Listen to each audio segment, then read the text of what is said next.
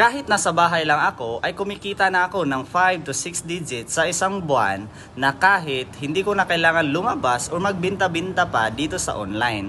Good news kung nakita mo man ang video na ito yung business na pwede para sa'yo, lalo na kung ikaw ay sobrang busy sa trabaho. Kasi after sa work mo, kung may available ka na oras, at least 2 to 3 hours a day, pwede mo na gawin ang Online Business Academy para at least meron kang extra income na papasok sa mga free time mo. Kaya kung meron kang good cellphone ngayon and stable internet connection like data or wifi, pwede ka na dito. Ang kailangan mo na lang ay yung tinatawag namin na account ID or user ID.